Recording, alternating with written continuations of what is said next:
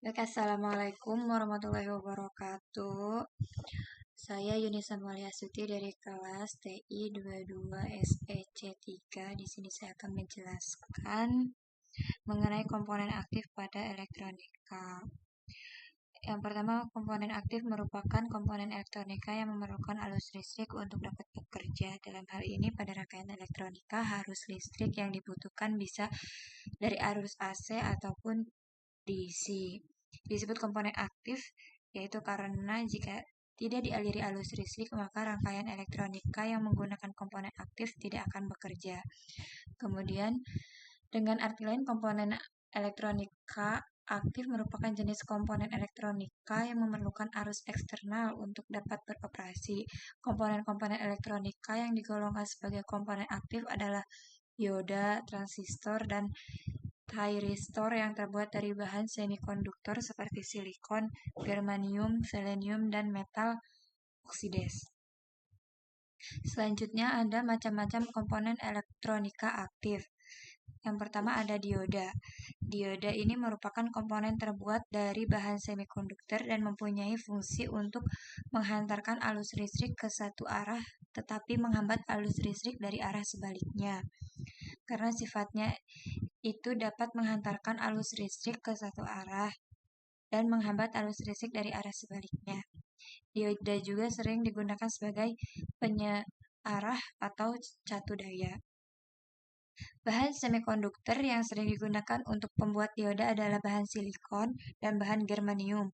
Dioda pada umumnya mempunyai dua elektroda, yaitu anoda positif dan katoda negatif, dan memiliki prinsip kerja yang berdasarkan teknologi pertemuan PN semikonduktor, yaitu dapat mengalirkan arus dari sisi tipe P anoda menuju ke sisi tipe N katoda, tetapi tidak dapat mengalirkan arus ke arah sebaliknya.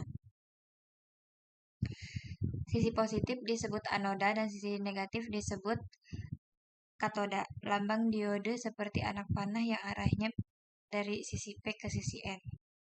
Untuk dapat memperjelas prinsip kerja dioda dalam menghantarkan dan menghambat aliran arus listrik, di sini di bawah ini adalah gambar rangkaian dasar contoh pemasangan dan penggunaan dioda dalam sebuah rangkaian elektronika. Berikut di bawah ini adalah jenis-jenis dioda dan penjelasan pada jenis-jenis dioda tersebut. Yang pertama itu dioda penyearah. Berfungsi buat menyearahkan tegangan. Misalnya kamu ingin merubah suatu tegangan bolak-balik AC jadi tegangan searah atau DC. Dioda ini yang paling lebih dulu dikenalkan atau dipelajari buat jenis dioda. Fungsi dioda penyearah antara lain sebagai penyearah arus listrik, sebagai penyearah arus atau sinyal AC, sebagai alat pemotong level, sebagai penurun tegangan, sebagai pengaman polaritas yang sangat terbalik dalam input DC. Kemudian ada dioda Zener. Dioda Zener adalah dioda khusus untuk dapat beroperasi di rangkaian reverse bias, bias balik pada saat dipasangkan pada rangkaian forward bias. Pada dasarnya, dioda Zener akan menyalurkan arus listrik yang mengalir ke arah yang berlawanan jika tegangan yang diberikan melampaui batas breakdown voltage atau tegangan tembus dioda Zenernya. Karakteristik ini berbeda dengan dioda biasa yang hanya dapat menyalurkan arus listrik ke satu arah. Tegangan tembus breakdown voltage ini disebut juga dengan tegangan Zener. Kemudian yang kedua ada transistor. Transistor merupakan sebuah komponen semikonduktor yang berfungsi sebagai penguat, penyambung, pemutus stabilitas tegangan hingga modulasi sinyal. Transistor pada sebuah perangkat elektronik dengan memiliki fungsi tertentu.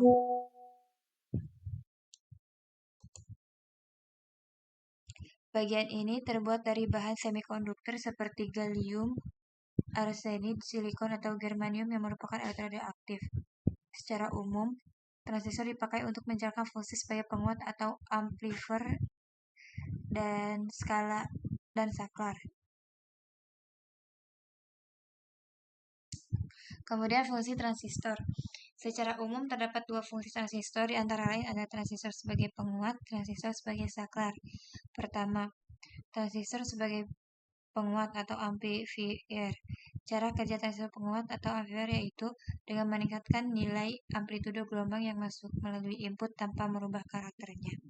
Yang kedua, transistor sebagai saklar. Seperti saklar pada umumnya, fungsi transistor sebagai saklar yaitu untuk memutus dan menyambungkan suatu arus. Berikut ini beberapa nilai lebih komponen saklar yang sering dijadikan pertimbangan. Yang pertama, tidak menimbulkan percikan api saat switching dari on ke off, begitu pun sebaliknya.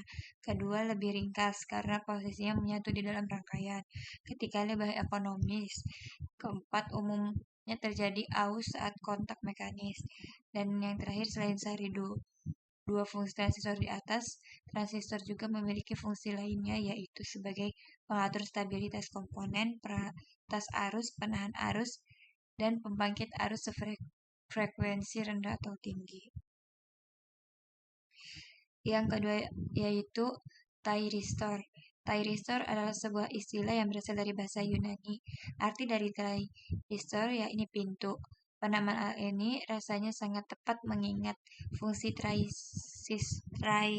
thyristor yang memang mirip seperti pintu, yakni fungsi dasar thyristor adalah untuk melakukan pengendalian terhadap setiap arus masuk serta arus keluar yang ada pada rangkaian. Kemudian fungsi thyristor. Thyristor sendiri merupakan komponen elektronika yang berfungsi sebagai sebuah saklar, yakni berfungsi untuk memutus serta menyambungkan arus listrik pada sebuah rangkaian.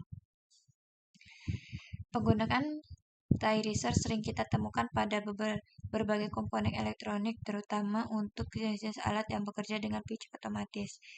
Dapat disimpulkan, fungsi thyristor adalah sebagai penyearah untuk mengubah daya, digunakan untuk manipulasi robot, mengontrol frekuensi dan juga kecepatan, digunakan untuk mengontrol suhu atau temperatur, digunakan untuk kontrol cahaya dan banyak lainnya. Kemudian, cara kerja thyristor. Karena umumnya dijuluki sebagai saklar, tentu cara kerja thyristor memang tidak jauh berbeda dengan saklar pada umumnya. Dalam sebuah perangkat, nantinya arus listrik harus masuk ke terminal gate terlebih dahulu agar thyristor dapat aktif. Jadi, untuk dapat beroperasi terlebih dahulu arus listrik harus dialirkan menuju ke terminal gate. Setelah mendapatkan sinyal dari gerbang gate, maka selanjutnya thyristor akan berada dalam keadaan on. Setelah menjadi on, ketika terminal gate akan mulai kehilangan kontrol, maka seluruh induksi tegangan sudah terkendali secara internal. Jadi, meskipun arus listrik pada gerbang gate diputuskan, thyristor akan tetap dalam keadaan on atau aktif. Lalu ketika arus listrik ingin kembali ditempatkan pada posisi off, maka tegangan harus dialirkan pada titik nol terlebih dahulu. Sekian penjelasan materi dari saya. Mohon maaf apabila ada salah kata. Wassalamualaikum warahmatullahi wabarakatuh.